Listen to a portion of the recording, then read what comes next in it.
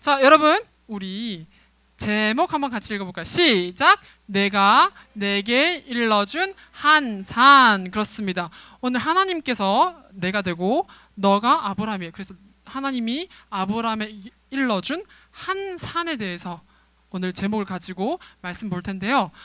오늘은 하나님께서 여호와 이레의 하나님, 준비하시는, 미리 아시고 준비하신 하나님에 대해서 볼 텐데, 우리가 그 과정이 어떻고 아브라함은 믿음의 과정 가운데 어떻게 하나님께 반응했는지 한번 보면서 우리도 이 세상 살아갈 때 하나님의 자녀로서 우리가 어떻게 믿음의 반응을 해야 되는지, 하나님께서 어떻게 이끄시는지 한번 보도록 하겠습니다. 자, 여러분, 오늘 말씀을 보니까 아브라함이 낭떠러지로 몰리는 듯한 상황이 벌어지고 있어요.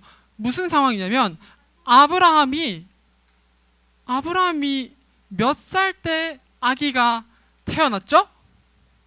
100살 때 아기가 태어났어요. 그러니까 99살까지 아기가 없다가 100세에 아이를 낳았어요. 그 아이가 이삭입니다. 누구라고요? 이삭입니다. 자, 하나님께서 우리 천지를 창조하시고 우리를 지으시고 난 다음에 구약 시대는 굉장히 오래 살았어요. 하나님께서 허락하신 만큼 살았습니다. 그래서 100세 때도 하나님께서 허락하신다면은 아기가 태어났어요. 그런데 하나님께서 아브라함을 찾아오십니다. 우리 아브라함을 찾아오신 이유가 무엇인지 말씀 한번 같이 읽어보도록 할게요. 1절 읽습니다. 시작! 그 일 후에 하나님이 아브라함을 시험하시려고 그를 부르시되 아브라함아 하시니 그가 이르시되 내가 여기 있나이다. 아멘.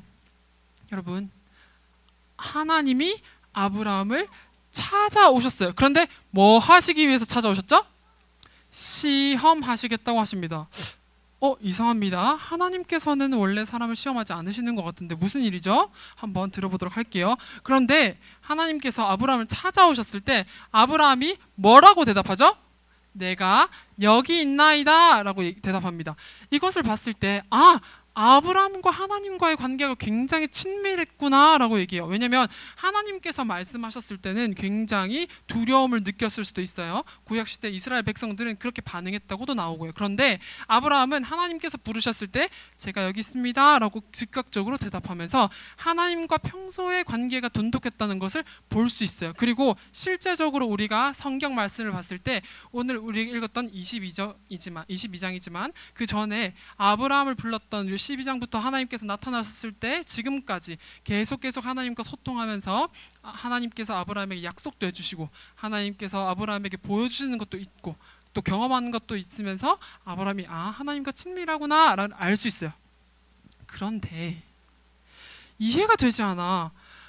아니, 친하고 관계가 좋은데 시험하려고 불렀대요. 이게 무엇이죠? 자, 우리 어떻게 시험하려고 하나님께서 부르셨는지 2절을 같이 읽어보도록 할게요. 시작! 여호와께서 이르시되 내 아들 내 사랑하는 독자 이삭을 데리고 모리아 땅으로 가서 내가 내게 일러준 한 산 거기서 그를 번제로 드리라. 아멘.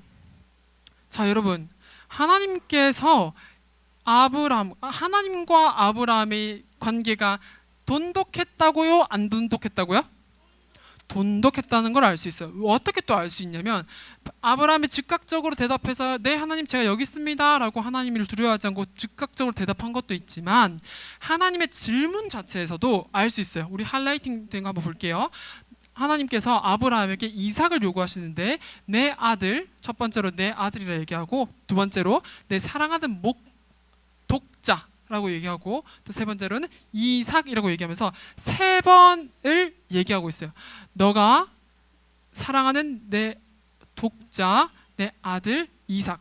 그러니까 처음부터 내 아들, 내 사랑하는 독자 이삭. 그러니까 아브라함이 이삭을 얼마나 사랑하고 있는지를 하나님이 이미 알고 계셨어요. 그리고 하나님께서는 아브라함 이삭을 얼마나 사랑하는지 알고 있었고 또한 아브라함과 친밀하셨단 말이죠. 그런데 왜 하나님께서 아브라함을 시험하셨을까요? 하나님께서 배신하시려고 하시는 걸까요? 지금 아브라함을 곤란에 빠뜨리려고 하시는 걸까요? 아브라함에게 요구하시는 것은 아들을 바치라라는 것인데 하나님께서 친밀도 하셨고 하나님께서 아브라함의 마음도 아시는데 왜 하나님께서 아브라함을 시험하시는 걸까? 질문에 대한 대답을 한번 해볼까요, 우리? 어떻게 해서 왜 하나님이 시험하시는 걸까? 아들을 왜 바치라고 하는 걸까? 그러니까 왜 시험하는 걸까? 믿음을?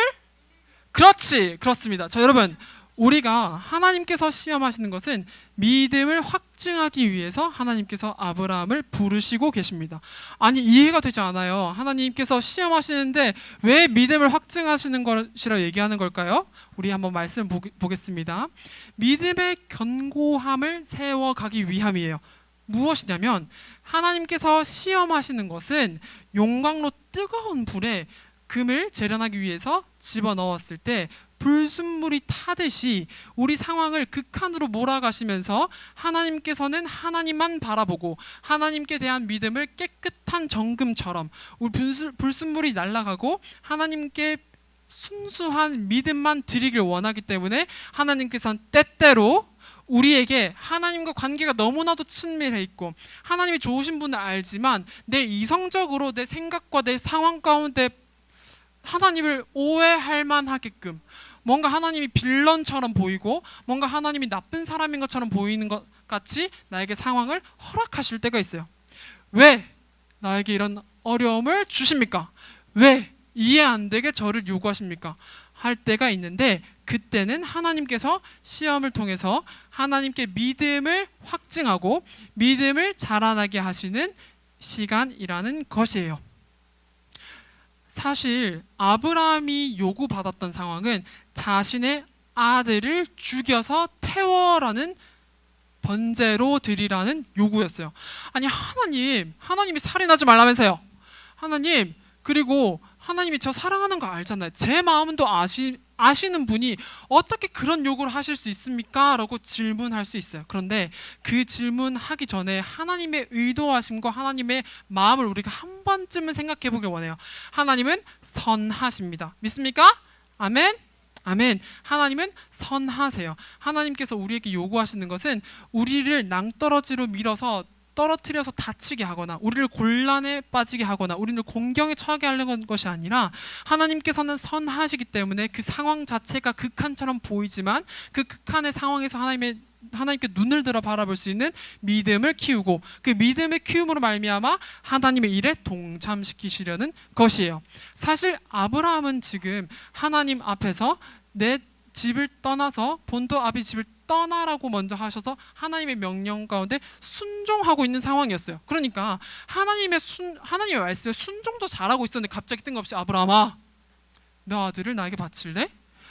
하나님, 저 지금 너무나도 지금 잘 살고 있었고 하나님 앞에 지금 그리고 제 집도 떠나가지고 지금 이러고 있는데 저더러 덜 뭘 원하시는 거세요? 우리한테도 이럴 수 있어요. 하나님 말씀 잘 듣고 예배도 잘 나오고 하나님 말씀 가운데 기뻐하고 있는데 갑자기 하나님께서 믿음의 요구를 하실 때가 있어요.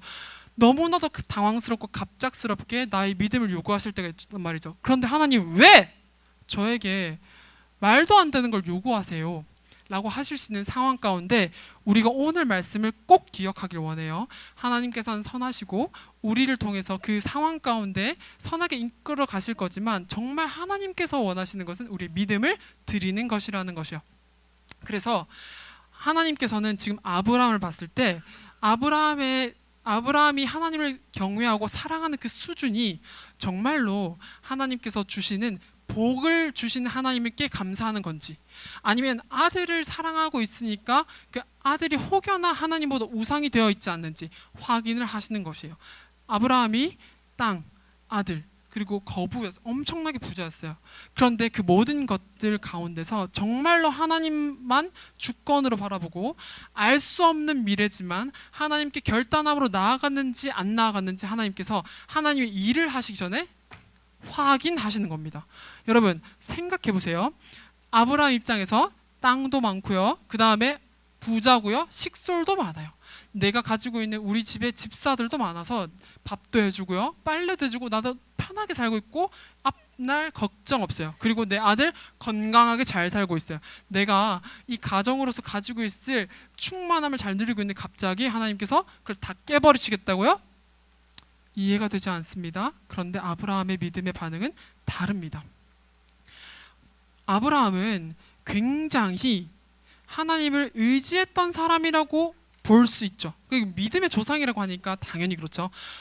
만약에 아브라함이 하나님께서 주실 하나님께서 주신 요구에 있어서 나의 기쁨이 내가 순종했을 때 하나님께 순종했을 때 내가 얻어야 될 기쁨은 몇 %일 거야? 내가 지금 순종했을 때 내가 추후에 나중에 받을 수 있는 나의 만족감은 몇 %일 거야? 확률적으로 따졌다면 하나님께 절대 순종을 하지 못했을 거예요. 요새 전도사님 집에 TV가 없어요. TV를 안 보는데 요새 유튜브에 가끔씩 가다 보면 확률을 따지고 점치듯이 내 미래를 점치듯이 보면서 인생을 그렇게 찾아가려고 하는 사람들이 많아요. 얼굴을 보고 이 사람은 어디가 아프고 어디가 했고 어떻게 했고 뭐 맞추는 것들도 그런 것들도 좀 많이 있어요. 그런데 우리 하나님의 자녀로서는 앞날이 보이지 않지만 확률로 계산해서 사는 사람이 아니에요. 우리는 하나님께서 동행하시기 때문에 하나님께서 요구하시는 것 자체가 지금 상황에 보여지지 않고 내가 확률적으로 손해를 볼 것 같은 느낌적인 느낌이 들고 불안함이 있지만 하나님의 선하심을 믿고 의지함으로 나아가는 것이 하나님의 자녀된 삶이라는 거예요. 그러면 하나님께서 마냥 그냥 너 아들 바쳐 하고 말았을까요? 아닙니다. 우리가 2절 말씀을 조금 더 자세히 볼 텐데 하나님께서 요구하시는 자체, 명령을 내리시고 하나님께 순종하라고 아브라함을 부르신 그 자체가 하나님과 동행하자는 하나님의 초대였다는 것을 알 수 있어요. 어떻게 알 수 있냐면 우리가 말씀을 봤을 때 한글 번역 성경에는 조금 그 의미가 나와 있지 않아서 원문 성경을 조금 가져와 봤어요. 원어에 보면 나라고 하는 여기부터 있습니다. 니은 이렇게 나라고 하는 단어가 있어요. 이거는 원하건대라는 의미입니다. 그러니까 하나님께서 아브라함에게 요구하실 때 너 무조건 나에게 이삭을 바쳐 명령하시는 것이 아니라 이 원어의 의미를 조금 더 살려서 얘기하면 지금 너가 지금 이삭을 원하건대 바쳐줄 수 있겠니? 라는 하나님의 요청인 것이죠. 자, 그러니까 하나님께서 이렇게 오해할 수 있어요. 내가 하나님과 친밀하고 내가 이삭을 얼마나 사랑하는지 나의 사랑하는 것도 알고 있는데 부당하게 요구하시는 것처럼 보이지만 그 요구 자체가 하나님께서 인격적이심으로 내가 하나님과 친밀하다는 걸 또 알고 계시고 하나님께서는 내가 이삭을 얼마나 사랑하는지 사랑하는 대상의 그 마음조차 알고 계시는데 그러니까 명령하셔도 원하건대 라고 요구하시면서 인격적으로 하나님의 일에 동참하게끔 순종하는 마음으로 자발적인 마음을 유도하고 계시는 것이에요. 그러니까 너 지금 뭐 가지고 있어? 핸드폰? 다시 돌려줘. 그랬을 때 하나님 하나님께서 이렇게 당황스럽게 요구하셨던 게 아니라 하나님께서는 내가 너에게 준 것이 있지만 그것을 나에게 줄 만큼 너는 나에게 의지하고 있니? 라고 부드럽게 요구하시는 것이에요. 그러니까 하나님께서는 그 명령 자체에 하나님의 일에 동참하지 않겠니? 라는 자발적인 순종으로 유도하고 계신다는 것이죠. 우리 2절 말씀 한 번 더 다시 읽어보도록 할게요. 시작! 여호와께서 이르시되 내 아들 내 사랑하는 독자 이삭을 데리고 모리아 땅으로 가서 내가 내게 일러준 한 산 거기서 그를 번제로 드리라. 아멘. 하나님께서 지금 이 이삭을 바치라고 했을 때 하나님께서는 심지어 바치라고 명령을 하시는 과정 중에서 어디서 바치라라고 명확한 장소까지 얘기하고 있어요. 하나님께서 일러준 땅이라고 했으면 과거에 알려주었구나라고 얘기할 수 있지만, 조금 더 이것도 원문을 다 조금 자세하게 보면 어떤 의미가 있냐면, 내가 하나님께서 아브라함에게 과거에 너가 저 산으로 가서 아들을 바쳐 그 끝, 이게 아니라 하나님께서는 말씀하십니다. 아브라함에게 내가 너에게 알려줄, 너가 나중에 알게 될, 내가 너에게 말하게 될 이라는 의미가 있어요. 그러니까 하나님께서 아브라함이 하나님 순종하겠습니다 했을 때, 아브라함의 입장에서는 하나님께서 알려준 모든 그 정보가 여기 있는 것이 아니라 하나님께서 요구만 하셨고 내가 순종을 하면 하나님께서 알려주시겠다 할 땅이 있구나라는 지각을 하는 거예요. 그러니까 내가 출발을 하고 가고 있는 와중에 하나님께 일러주는 땅으로 가라는 거죠. 미래형이 조금 담겨 있는 거예요. 그러니까 과거에 하나님께서 아브라함에게 너 거기 가서 나에게 바쳐, 알아서 해, 안녕, 이게 아니라 너 나에게 바쳐줄 수 있을까? 내가 너에게 그 과정 가운데 내가 어디로 갈지 알려줄 테니까 지금 너가 순종할 수 있겠니? 너가 갈 그 땅까지 내가 너에게 알려줄게 라고 하면서 하나님께서는 순종하는 과정 가운데도 동행하시겠다는 말씀을 해주고 있는 것이에요. 하나님께서 너 알아서 순종의 믿음을 볼 테니까, 믿음의 연단을 할 테니까 너가 알아서 해가 아니라 그 과정 가운데도 내가 함께하고 내가 너에게 알려줄 테니까 나에게 지금 너의 믿음을 보여달라고 말씀하고 계시는 것이에요.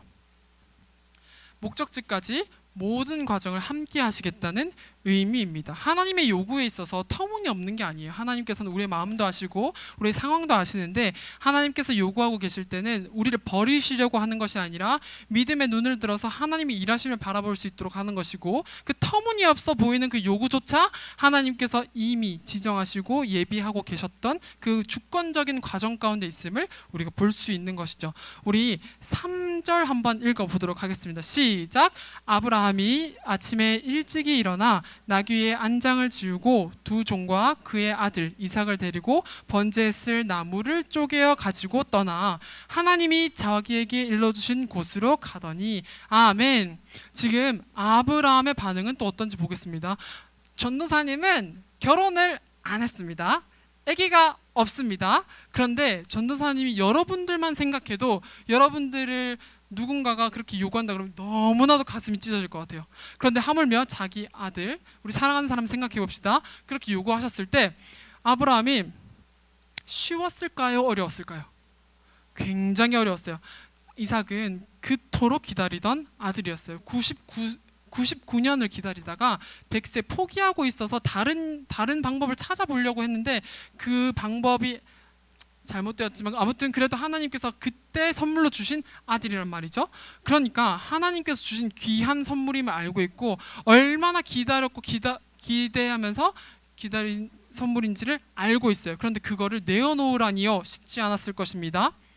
그런데 아브라함은 하나님의 말씀 앞에서 꾀를 내지 않습니다. 하나님께서 명령하시고 난 다음에 그 다음 말씀이 아침에 일찍 일어났다 했으니까 반나절, 그러니까 밤이 지났던 거겠죠? 밤 동안 하나님 저 못하겠어. 진짜 안 될 것 같은데요. 진짜 안 될 것 같아요. 진짜 제발 진짜 기도를 하나님께 이렇게 하는 거. 제발 안 돼요. 이렇게 하는 거지. 그러면서 내가 어떻게 바뀔 수 있을까? 내가 어떻게 해서 빠져나갈 수 있을까? 내가 어떻게 하면 하나님의 말씀 피할 수 있을까? 아니면 내가 할 수 있는 건 뭐지? 내가 조금 더 노력하면 하나님의 마음 바꾸시지 않을까? 어떻게 하지? 라며 꾀를 부리지 않았어요. 하나님의 말씀에 순종하여 아침 일찍 일어나서 번제 뗄감도 직접 준비해서 종 2명을 데리고 나귀를 지고 갑니다. 자, 여기서 하나 궁금한 게 있어요. 아브라함은 아침형 인간이라서 일찍 일어나서 갔을까요? 아니죠. 아침형 인간이라도 자기가 아끼는 아들을 드리러 가는 그 길이 과연 그렇게 덤덤하게 됐을까요? 아니라고 생각합니다. 아브라함은 온전히 하나님께 이 모든 걸 맡겼을 있음을 보여주는 거예요. 여러분, 아브라함과 사람들이 브엘세바에서 출발을 해요. 브엘세바에서 출발해서 하나님께서 알려주신 땅은 예루살렘 땅에 있고 모리아 땅에 있고 그 모리아에 있는 산으로 간단 말이죠. 그런데 그 과정 가운데 쉽지 않았을 거고 하나님께서 일러줄 땅으로 가야 됐기 때문에, 일러준 땅, 한국어 성경에 그렇게 돼 있고 의미로서 하나님께서 계속적으로 알려줄 그 땅으로 가는데, 그곳에는 예루살렘으로 가는 그 길에는 사실 땔감도 필요하지 않았어요. 왜냐하면 그 산은 브엘세바가 밑에 있고 북쪽으로 예루살렘 쪽으로 올라갈수록 산지가 올라가 있어서 나무도 많고 땔감을 직접 준비할 필요는 없었단 말이죠. 그런데 굳이 땔감을 준비합니다. 땔감을 준비하면서 하나님의 말씀에 순종하지 않겠다고 미루지도 않았어요. 아침 일찍 일어났단 말이죠. 그것은 무엇이냐면 하나님께 대한 완전한 순종을 말하고 확실한 결단을 말하고 있습니다. 여러분, 그리고 난 다음에 아브라함과 이삭과 두 종들을 데리고 최소한의 인원만 데리고 간단 말이죠. 만약에 아브라함 와이프 사라가 알았으면, 여보, 그래요, 아브라함, 지금 하나님께서 명하셨으니 아들을 얼마든지 바치세요 했을까? 아니면 안 돼! 무슨 소리야? 가지마 했을까요? 안 돼, 가지마 했겠죠.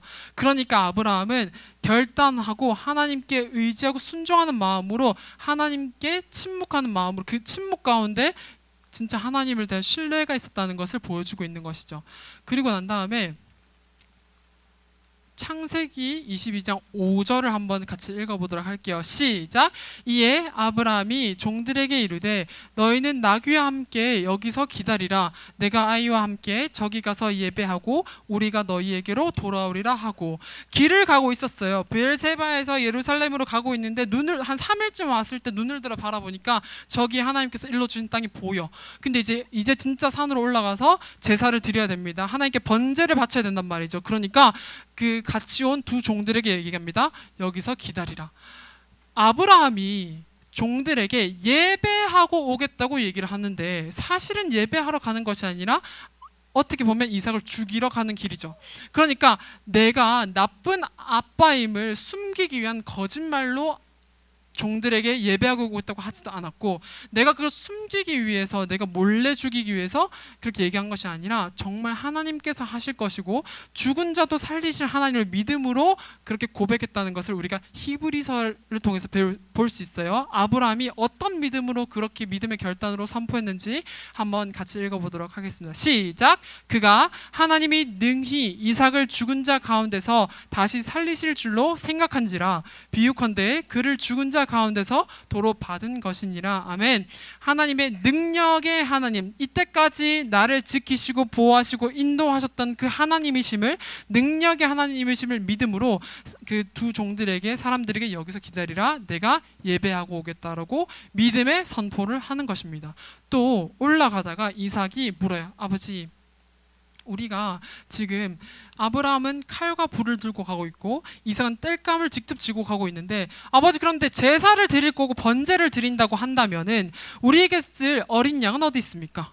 우리가 태울 그 양은 어디 있습니까? 라고 물어봅니다. 그럴 때 아브라함이 대답해 줄 때 얼마나 마음이 상했을지 한번 생각해 보십시오. 그런데 아브라함이 여기서 또 믿음의 선포를 이삭에게 합니다. 믿음의 선포를 어떻게 하냐면, 하나님이 자기를 위하여 친히 준비하시리라 라고 얘기합니다. 그러니까 아브라함은 이 모든 상황 가운데 이해가 되지 않아도 하나님은 선하시고 하나님께서 이때까지 이끌어오셨다는 그 신실함을 믿음으로 말미암아 온전히 이 상황을 맡기고 있다는 것이에요. 그리고 살리실 하나님, 이삭을 죽여도 그럼에도 불구하고 살리실 수 있는 능력의 하나님을 믿고 그 과정 가운데 나아가고 있는 거예요.